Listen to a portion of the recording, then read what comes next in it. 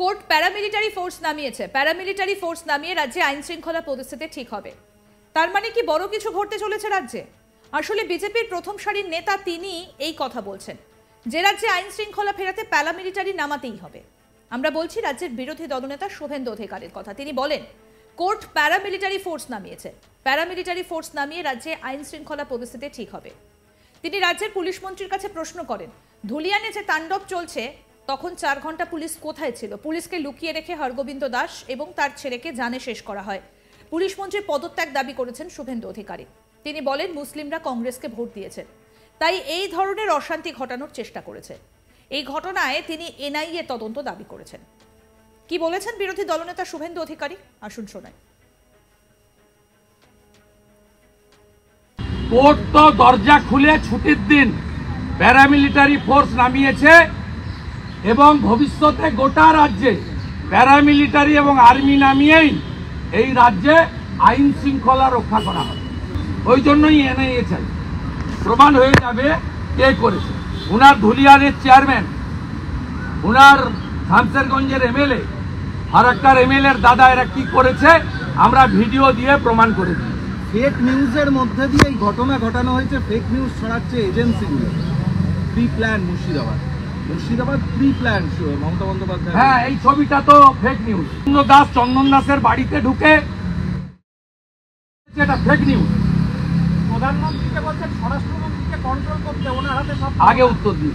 উনি এখানে আমার বিরুদ্ধেও বলেছিলেন বিরোধী দলনেতার সঙ্গে কমপ্লেন করতে প্রধানমন্ত্রীর কাছে। ইউনুসের সঙ্গে মিটিং করছেন, চুক্তি করছেন, আপনার কি প্ল্যান? প্রধানমন্ত্রীকে জিজ্ঞেস করছেন, মুখ্যমন্ত্রী প্রধানমন্ত্রীকে জিজ্ঞেস করছেন আপনার কি প্ল্যান? ইউনুসের সঙ্গে বৈঠক করছেন, গোপন মিটিং করছেন। গোপন মিটিং করছেন ইউনুসের সঙ্গে নাকি গোপন মিটিং করেছেন প্রধানমন্ত্রী। আচ্ছা, উনি প্রধানমন্ত্রীকে জিজ্ঞেস করুন, জানতে চান। পুলিশ মন্ত্রী হিসাবে আইন শৃঙ্খলা রাজ্যের ভেঙে পড়েছে, তাই স্বাভাবিকভাবে ওনার কাছে আমি প্রশ্ন করতে চাই,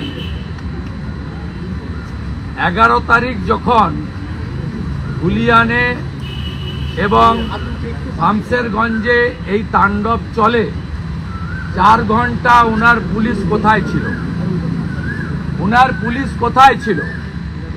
4 ঘন্টা ধরে এই প্রশ্ন আমরা করতে চাই।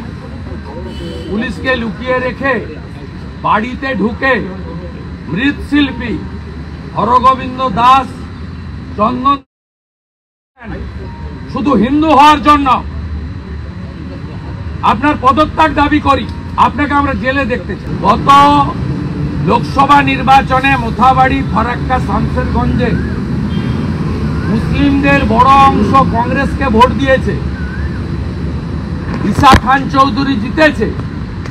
তাই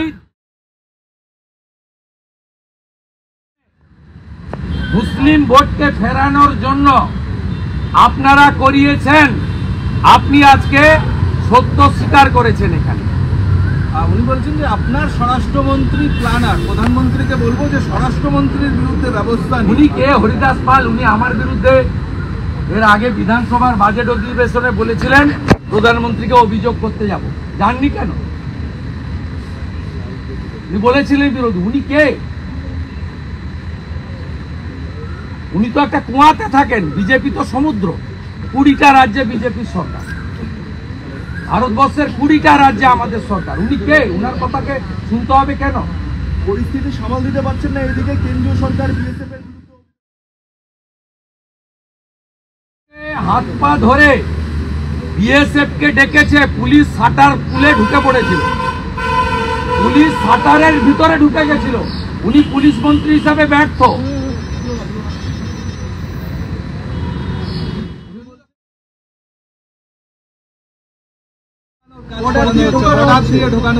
এই জন্যই তো এনআইএ চাই আমরা। মমিনপুর, ইকবালপুরে এনআইএ হয়েছে, রিসড়া ডালখোলাতে এনআইএ হয়েছে, শিবপুরে এনআইএ হয়েছে। আমরা এখানে এনআইএ চাই।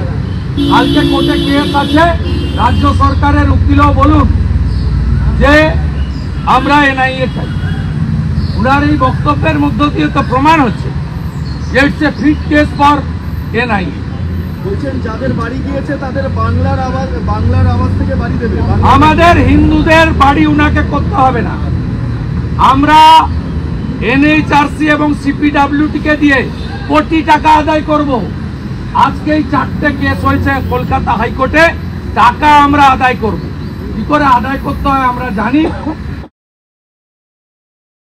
প্রত্যেকের অ্যাকাউন্টে হাজার হাজার টাকা সবাই ঢুকাচ্ছে অ্যাকাউন্টে। উনার দয়া আমাদের দরকার নেই। প্রসঙ্গত বলি, মমতা ব্যানার্জি মুর্শিদাবাদ ইস্যুতে প্রকাশ্যে অমিত শাহকে কটাক্ষ করলেন। নেপথ্যে রয়েছে একটা গোয়েন্দা রিপোর্ট। আসলে ওই রিপোর্টে উল্লেখ রয়েছে তৃণমূলের মদতে মুর্শিদাবাদের ঘটনা ঘটেছে, আর তাতেই বিস্তর আপত্তি মুখ্যমন্ত্রীর। 12 তারিখ এবং 13 তারিখ এই ওয়াকফ বিল নিয়ে উত্তপ্ত হয়ে ওঠে মুর্শিদাবাদ। এই ঘটনা এখনো পর্যন্ত 3 জনের মৃত্যু হয়েছে, যদিও এখন পরিস্থিতি অনেকটাই শান্ত হয়ে গেছে। সেখানে জওয়ানদের ভারী বুটের আওয়াজ শোনা যাচ্ছে। প্রাথমিক যে রিপোর্ট স্বরাষ্ট্র মন্ত্রক দিয়েছে সেখানে বাংলাদেশি অনুপ্রবেশের প্রসঙ্গ উঠে এসেছে। এই নিয়ে মমতা বন্দ্যোপাধ্যায় সরকারের কাছে বিস্তারিত ব্যাখ্যাও চেয়ে পাঠিয়েছে কেন্দ্রীয় স্বরাষ্ট্র মন্ত্রক। পাল্টা তিনি স্বরাষ্ট্র মন্ত্রককে দায়ী করে বলেছেন এই ঘটনা পূর্ব পরিকল্পিত এক ষড়যন্ত্র।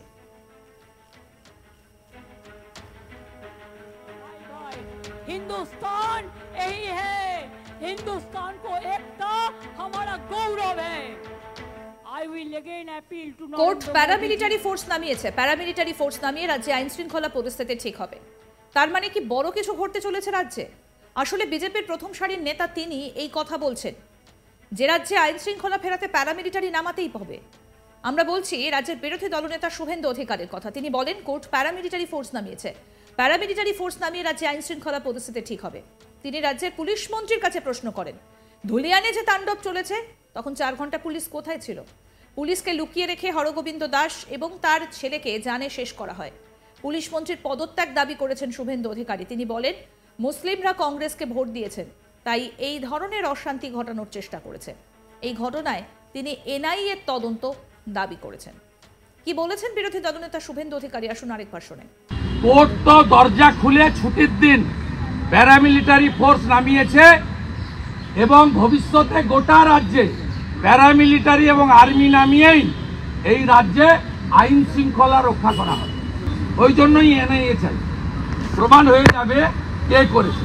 উনার ধুলিয়ানের চেয়ারম্যান, উনার শামসেরগঞ্জের এমএলএ, ফারাক্কার এমএলএর দাদা এরা কি করেছে আমরা ভিডিও দিয়ে প্রমাণ করে দিই। ফেক নিউজের মধ্যে দিয়ে এই ঘটনা ঘটানো হয়েছে। ফেক নিউজ ছড়াচ্ছে এজেন্সিগুলো। Pre plan Murshidabad pre plan Mamata Bandyopadhyay. হ্যাঁ, এই ছবিটা তো ফেক নিউজ। চন্দন দাসের বাড়িতে ঢুকে এটা ফেক নিউজ। প্রধানমন্ত্রীকে বলছেন স্বরাষ্ট্রমন্ত্রীকে কন্ট্রোল করতে, ওনার হাতে সব। আগে উত্তর দিই, উনি এখানে আমার বিরুদ্ধেও বলেছিলেন বিরোধী দলনেতার সঙ্গে কমপ্লেন করতে প্রধানমন্ত্রীর কাছে। ইউনুসের সঙ্গে মিটিং করছেন, চুক্তি করছেন, আপনার কি প্ল্যান? আরো আপডেট পেতে দেখতে থাকুন আজ তাক বাংলা। সাবস্ক্রাইব করুন, নোটিফিকেশন পেতে বেল বাটন অপশন প্রেস করুন, হোয়াটসঅ্যাপেও ফলো করুন আজ তাক বাংলা।